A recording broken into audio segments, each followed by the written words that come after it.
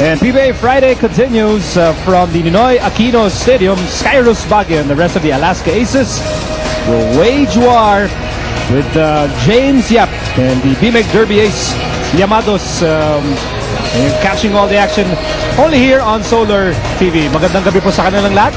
Nico Alili with El Decaro Senyor Kirito Henson. Well, always nice to see both these teams play off. Alam naman natin, last conference, these two teams squared off in the finals. And Pure Foods, at that time it was known as Pure Foods, now it's known as BMEG Derby Ace, blanked Alaska 4-0 in the finals. Of course, Alaska wants revenge, has it on its mind, and in their first meeting this conference, Alaska did beat BMEG by 2. Let's take a closer look at that first meeting between these two teams. And as Kinita mentioned, a rematch from last year's title series. Alaska winning there, 83-81. Well, check out the rebounding story where BMEG had the advantage, but Alaska getting the advantage in assists. Also, they had less turnovers. And what about those points off the turnovers?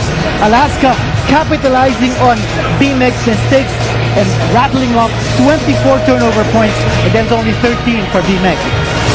But in that game, hindi pa naglaro si Cyrus Baguio, so a lot of things have changed here since then. Now, when you talk about BMEG Derby Ace, a lot of people talk about her defense, but also one more weapon para sa BMEG Derby Ace has been the contribution from the bench. And against the Coca-Cola Tigers, the Llmados getting major contributions. Oh, without a doubt. The bench strength of BMEG has been outstanding. As you take a look at some of their bench players now. James Yap in that game came off the bench and he delivered 14 points. PJ Simon, Roger Yap also delivering big numbers. In that game, BMEG had 49 points off the bench against only 37 for Coca-Cola. Yaman din lang at palapit na ng palapit ang araw ng pasukan. Importanteng masanay na kayo sa pagsusuri ng ating teams list. Let's go over the defense for both teams, starting with Alaska. Well, for Alaska, they've got to forget Willie Miller. He's no longer in the picture. Maybe they've done a good job of moving forward and moving on. They need to toughen up inside. In terms of rebounding, Joe Devance has to contribute his fair share. In Alaska's last game, that was a loss to Ginebra. Joe Devance had only 4 rebounds.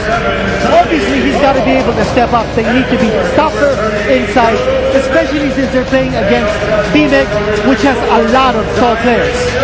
Secondly, Skyros must take charge. And since his arrival at Alaska, he's averaged 17.4 points. Alaska's record 4-3 since his arrival. Definitely he's the man in charge. He's got to show up big time tonight. And Diamond must sparkle. I don't think there's anyone on the BMEG side who can ably match up against him, except perhaps the import Cliff Brown. And you know, in this kind of conference, you don't want the imports matching up against each other. At the start, you want them matching up at the end. And for BMEG Derby Ace, they're missing Kirby Raimundo. We don't know when he's coming back. But if you take a look at the 4 losses of BMEG so far, you know that they've missed Kirby Raimundo. They lost to Coca-Cola by 3. They lost to Alaska by 2. They lost to San Miguel by 8. Any of those games could have been wins if only Kirby Raimundo played. Defense fuels their offense. They're the #1 team defensively in the league. Their bench must be on stream in this game. And plus the riflemen must be on target. Alaska, not really a good 3-point defending team. And we saw that in the last game when Ginebra torched Alaska for 9 3-point shots. And if that's a cue for Coach Ryan Gregorio, he'll have it in mind in this game. And our Friday second game is underway. Ang Alaska po in fighting red as Baguio immediately attacks. Samantalang ang BMEG Derby Ace ay sila naman po ang naka-immaculate white. Going over the starting units for BMEG Derby Ace, Paul Artadi, Nino Canaleta, Rafa Rivas, Mark Pincus, and their import, Mr. Brown. And Artadi fires. Brown, offensive rebound, but he throws the ball away. For Alaska, they have Joe Devance, L.A. Tenorio, Toss, Simpson, and of course, Cyrus Baguio. You know, interesting that the 2 Yaps, once more, not starting here for BMEG. James and Roger Yap will be coming off the bench. And, I think Coach Ryan Gregorio just wants to make sure that his second unit would continue the kind of energy and firepower that he generates from his first unit. Talk about Cyrus Baguio taking charge, scoring the first 2 points for Alaska. Now he's at the free throw line. He's very comfortable in this role now as a take charge guy for Alaska. Overall, this conference is averaging 14 points. But since his arrival at Alaska, he has upped his average to 17.4 points a game.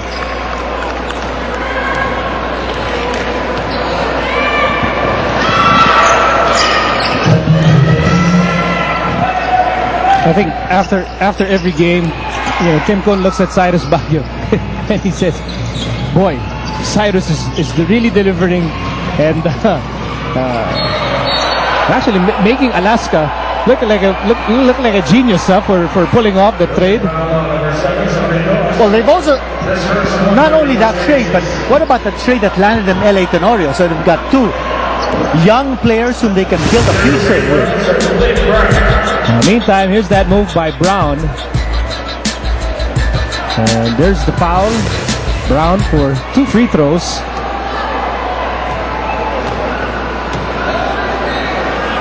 Interesting here that Coach Tim Cone pulling out LA Tenorio very early in this game and replacing him with Larry Fonacier. Fonacier, a much bigger player than LA Tenorio, and he might be able to provide the kind of defense that he will want from that position, especially since Nino Cañaleta is playing the 2 spot. So let's see how things pan out here in terms of the defensive matchups. And very quickly, BMEG forcing a turnover against Alaska. A minute having gone by in this ball game, and here's Brown, Cliff Brown firing away. Simpson with the rebound.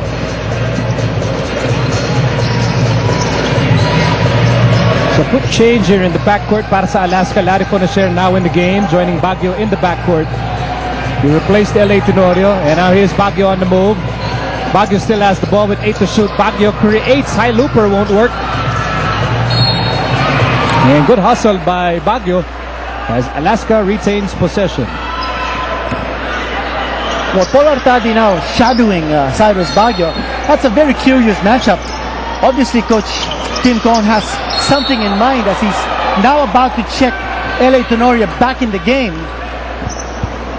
So, you really have to read what's in the mind of Coach Tim Cone. Obviously, he's not happy with the defensive matchup that he has against Cyrus Baguio. And he must have told LA Tenorio a few tips here as he's ready to check back in.